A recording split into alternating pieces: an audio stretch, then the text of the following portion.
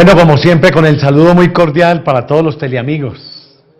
Como siempre, con un mensaje de esperanza, de ganas de vivir, de segundas oportunidades. Este es un canal donde tratamos, luchamos, investigamos, averiguamos para que usted encuentre un mensaje en medio de tantas noticias graves, noticieros, donde usted prende y masacre, violación, secuestro, extorsión, delincuencia, asesinato, ahí entonces usted pierde la esperanza. Si usted se alimenta de cebolla, de ajo, pues queda oliendo a cebolla y a ajo. Pero si usted alimenta los sentidos de riqueza, de crecimiento espiritual, de crecimiento personal, de experiencias de vida, donde una persona está más jodida que uno y tuvo la oportunidad de salir adelante, de experiencias de vida donde otra persona, otro familiar, estaba llevado, no le encontraba salida, una depresión que lloraba hasta despidiendo un avión de carga, dejo tan horrible que le da a la gente hoy en día. Pero entonces hay que leer libros, hay que actualizarse. Los muchachos hoy en día se levantan y ya están cansados. Necesitan leer, que les lean, que les den tiempo, que los escuchen, que los aconsejen. Esto es diario, porque si no la gente pierde la esperanza, pierde el optimismo de vivir. Y estos programas aquí en Teleamiga, en este canal, este programa se llama Desgracias por tus desgracias. Desgracias. Porque cuando uno tiene problemas, se acuerda de sacar tiempo para uno. Ya deja de ocuparse tanto de la afuera, si tuviera esto, si tuviera lo otro, si hiciera este máster, este doctorado, esta especialización, si tuviera esto otro. Siempre uno está mirando lo que no tiene. Siempre. Y se le olvida agradecer todo lo que tiene. Como dice esa frase tan bella, lloré y lloré porque no tenía zapatos, hasta que vi un hombre que no tenía pies y era feliz. ¿Cuántas veces tenemos que perder las cosas para valorarlas? Y siempre estamos viendo lo malo. Si tienen el pelo ondulado, ¡ay, qué dicha tenerlo lacio, liso! Si está haciendo frío, ¡ay, qué dicha que hiciera calor! Siempre lo contrario uno está buscando, en lugar de agradecer todo lo que tiene. Y usted que tiene un problema ya, usted que no le encuentra salida a su problema con su esposo, con su esposa, con su hijo, con su nieto, con su familiar, con su ser querido, la Biblia dice en Apocalipsis 21:5, he aquí que todo lo hago nuevo, todo lo hago nuevo. Y hoy les traigo un testimonio muy hermoso en esta media horita que es corta pero profunda y sustanciosa en Dios. He aquí que todo lo hago nuevo. Lo que usted cree que es imposible, para Dios no es imposible, porque entonces es un Dios chimbo, que nos hemos equivocado en fanatismo y creyendo esa carreta ya. No, he aquí que todo lo hago nuevo. La diferencia de Cristo con Mahoma, con Confucio, con Krishna, la diferencia de Cristo es que resucitó y está vivo. Y hoy vamos a ver una experiencia de que Él está vivo. Y que ningún problema es más grande que la sabiduría que Dios enseña a través de la Biblia, de la palabra. La Biblia es un manual de vida. Como cuando uno se le daña el televisor, hay que coger el manual del televisor y arreglarlo. ¿Usted ya cogió el manual de vida, que es la Biblia, para encontrarle solución a su problema? ¿O le está creyendo más al psiquiatra, al médico, o a Walter Rizzo, o Walter Supermercado? ¿Le está creyendo más a una persona? Julio, bienvenido. Vamos a compartir, Julito, con estas personas, a llevarle un mensaje de esperanza. En esta media horita, a ver qué nos regala el Señor. Amén. Pues bueno, verdad, escuchándote, hay personas que han perdido la esperanza, la confianza en Dios. Cuando se tiene confianza en Dios no hay de qué temer, hay que tener la seguridad de que Dios puede hacerlo todo y realmente lo hace todo para el bien de los que aman. La prueba más grande de amor es la cruz. Cristo murió por nosotros y eso es garantía de que Dios, dice la misma Escritura, no nos negará nada de lo que le pidamos si lo pedimos con fe. Para Dios no hay nada imposible, realmente Él puede hacerlo todo y todo lo hace verdaderamente de nuevo. Cuando algo queda defectuoso, cuando está mal, cuando no sirve, cuando no funciona, Dios tiene el poder para cambiarlo y hacerlo nuevo. Bueno, vamos a compartir a ver en su vida, a ver qué le ha regalado, qué detalles le ha regalado el Señor. ¿Cuántos detalles? Pues comenzando porque Dios en un momento determinado tocó mi vida cuando realmente ni lo buscaba, ni lo conocía, ni lo quería conocer. Estaba sumergido en todas las cosas que para mí parecían ser gratas y buenas y para mucha gente lo era. Las drogas, el alcohol, la homosexualidad, eran como las tres normas de vida, ¿no? Para mí era lo normal, era lo bueno, lo apropiado, mas sin embargo no era feliz. estaba en un vacío profundo, en una ausencia total de Dios, pero yo no me daba cuenta porque yo negaba la existencia de Dios. Dios era, como decías tú ahora, un cuento, era una historieta. No tenía un conocimiento de Él, de su palabra, estaba alejado y disfrutaba de una vida, entre comillas, que solamente producía muerte, pero para mí era placentera en ciertos momentos, ¿no? Porque muchas personas dicen, yo sufría tomando. No, yo creo que eso no es cierto, es una forma de engañarse, ¿no? Porque muchos de esos placeres de la carne son complacientes y uno los acepta. Yo vivía aceptando eso hasta que Dios me dio la oportunidad y por gracia, por misericordia, no porque yo lo haya buscado, lo repito, Él quiso manifestarse, revelarse, como dice el apóstol Pablo, y en su misericordia me comenzó a llamar a través de una serie de cosas que son bastante singulares, ¿no? La forma en que Dios habla, ¿no? Yo no asistía, no conocía de Dios dentro de la iglesia, no vivía una vida de fe, estaba tan alejado, pero había una personita que siempre me insistía, era una secuencia todos los domingos con una palabra de Dios te ama, Jesús te ama. Y en medio del alcohol y de las drogas, esas palabras para mí eran como huecas, vacías, y me producían de cierta manera fastidio.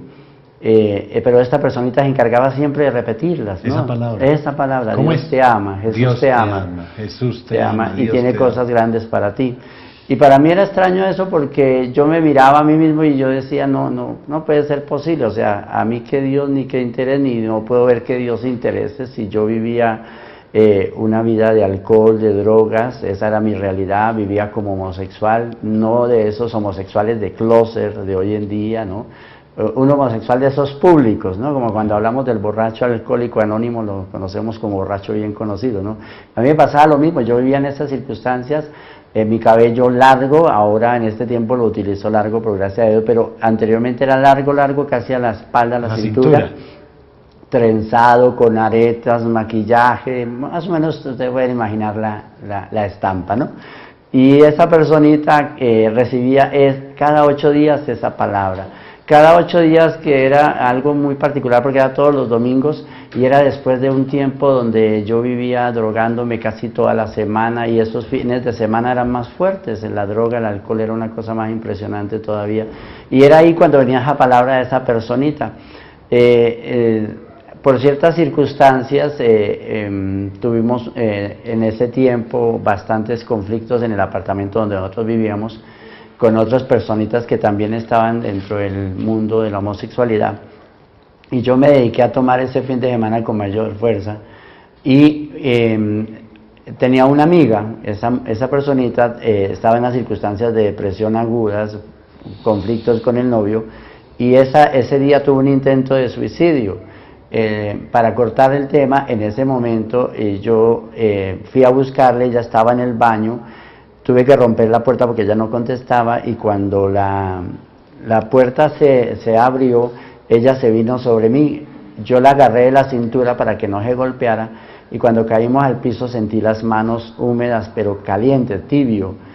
Inmediatamente reaccioné, pues las manos estaban llenas de sangre porque ella se había picado 3 veces el estómago con un punzón. Porque no quería vivir, porque el compañero la había dejado, por tantas cosas.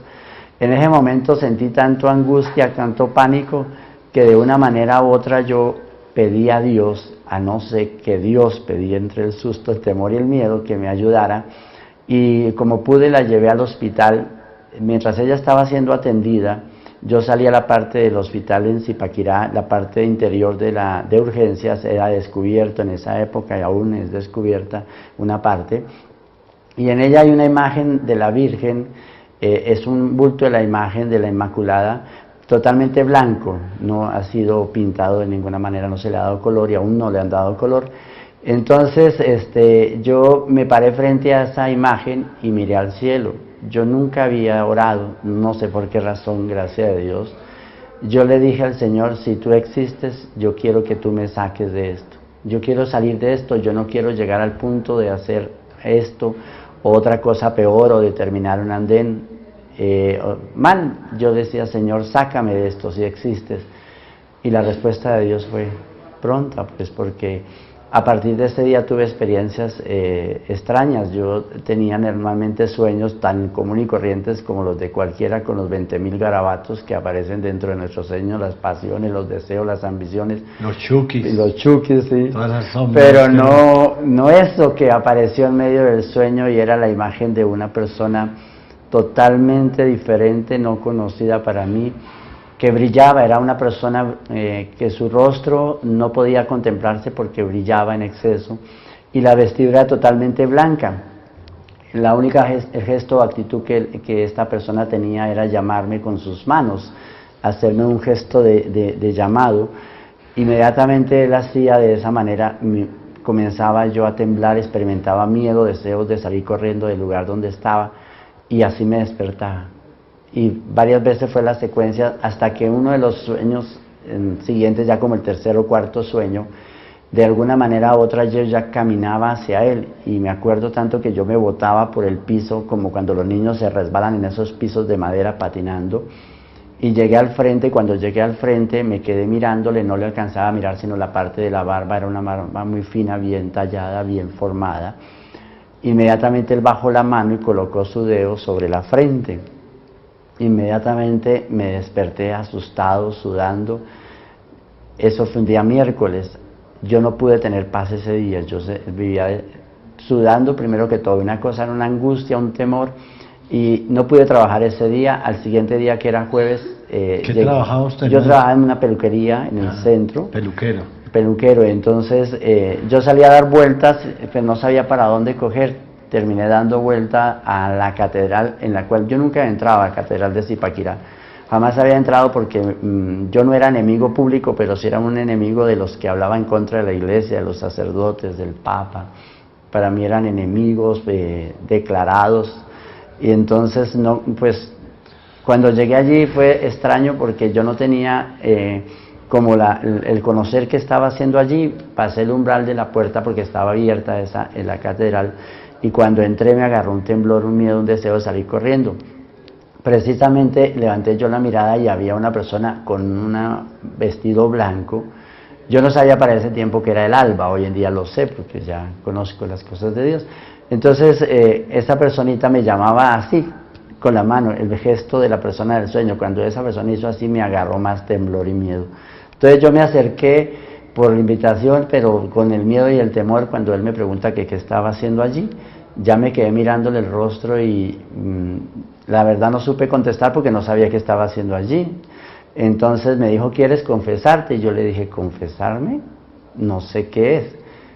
Me explicó qué significaba la confesión, entregarle los pecados a Jesucristo, que Él había muerto. Él me dio en este momento una pauta de lo que es la fe, y me dijo que si yo quería. Yo le dije que sí, entre comillas, porque con mi pensamiento yo decía, lo que quiere es que yo le cuente mis cosas, y que le voy a contar.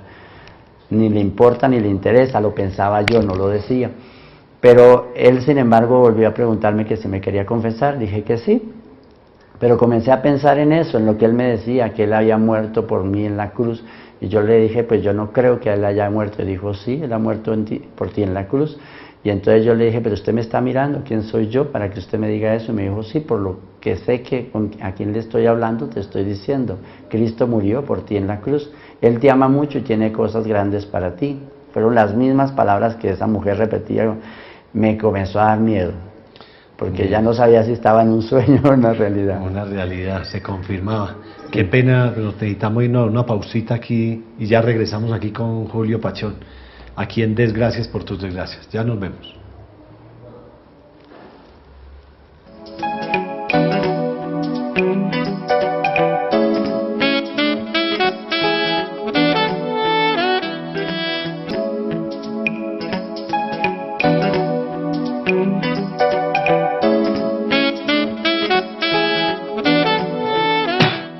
Bueno, regresamos aquí a Desgracias por tus desgracias. Desgracias.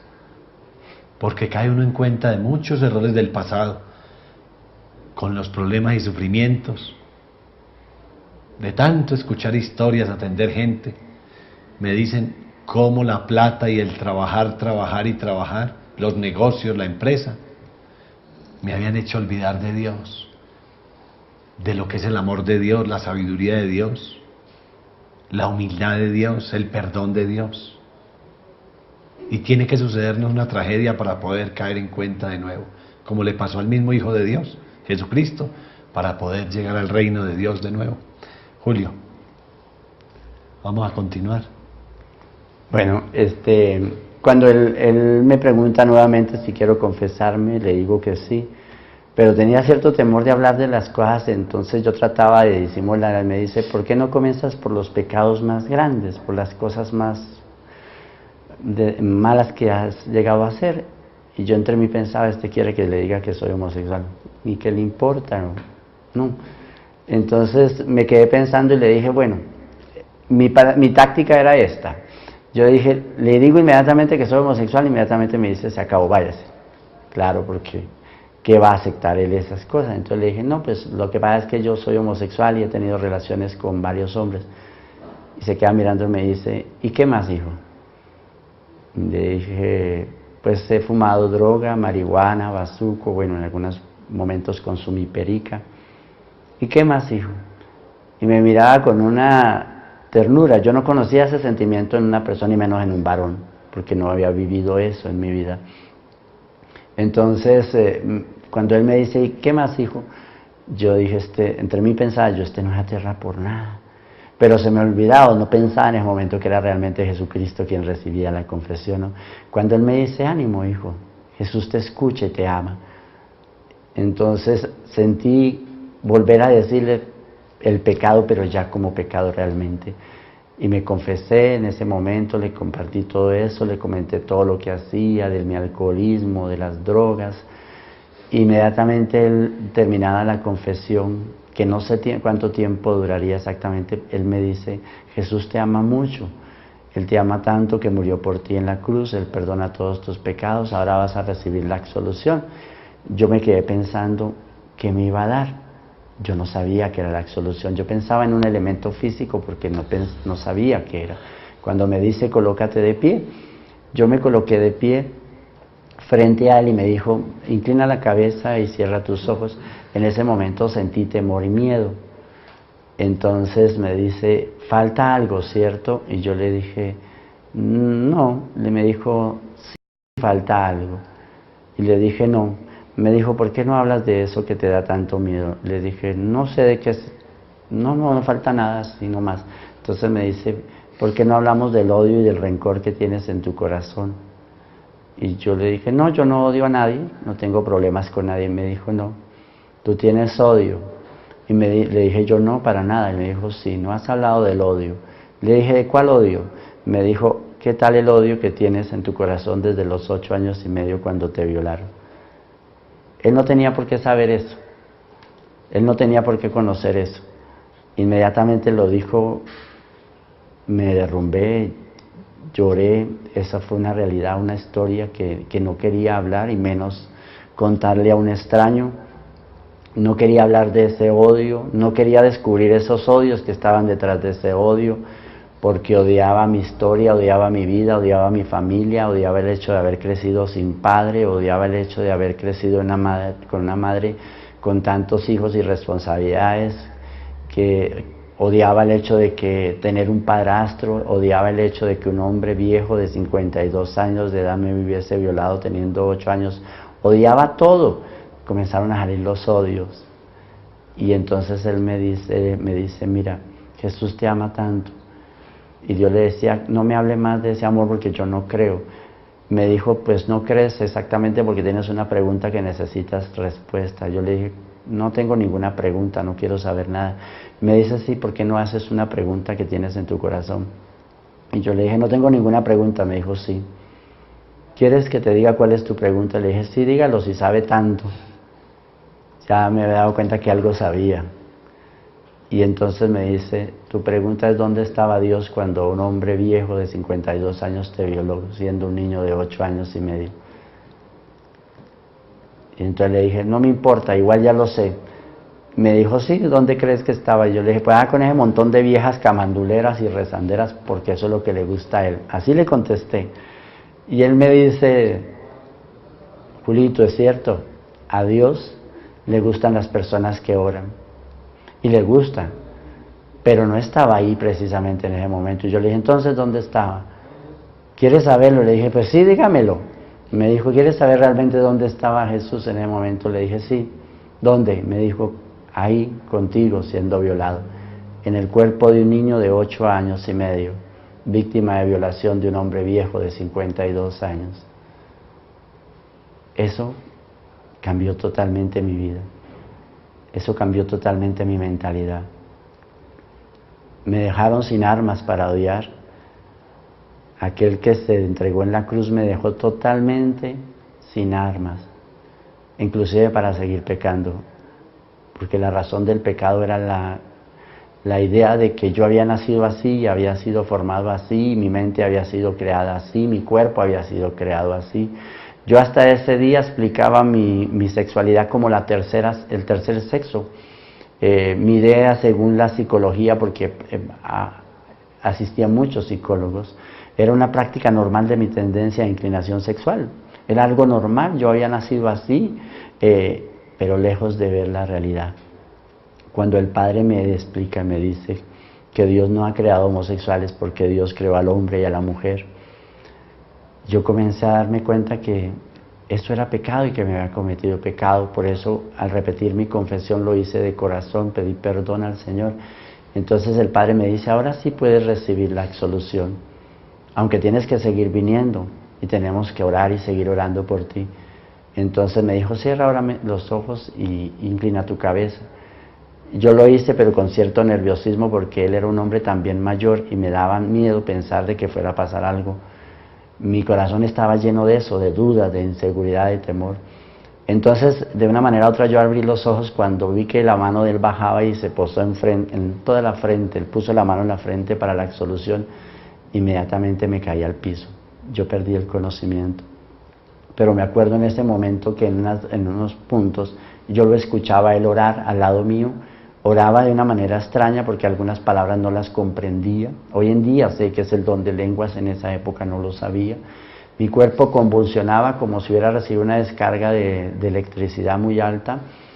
Lloraba, yo sentía deseos de gritar. Lo único que escuchaba al sacerdote cuando él hablaba en español, claro, era que reprendía y expulsaba un demonio o varios demonios. Entre ellos el espíritu de la homosexualidad, el espíritu de la violación, el espíritu del alcoholismo. Y yo me levanté, después de eso me levanté totalmente desfigurado, el rostro estaba en una...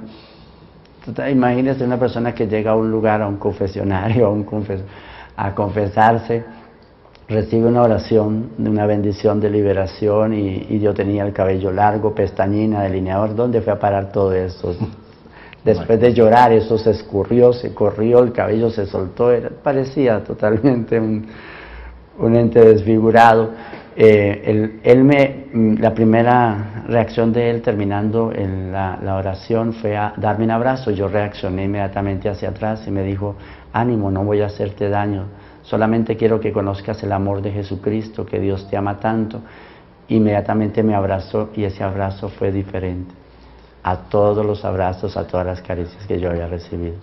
Y ahí comenzó el Señor un proceso de sanación interior, de sanación de heridas, desamor, la ausencia de mi papá, las heridas ocasionadas por mis hermanos, por mi familia, por mí mismo, los desprecios, los rechazos, los oficios, las ataduras de las palabras con las que me han marcado como homosexual. Claro. No solo físicamente, sino con la lengua. Y juzgar es muy fácil, calificar es muy fácil, ese maric, ese homosexual, sin saber la tragedia que hay detrás de estos niños, estos jóvenes, estas niñas lesbianas, buscando llamar la atención de una mamá que no estuvo en el hogar y buscando el afecto de mamá en la compañerita del colegio o la compañera de trabajo.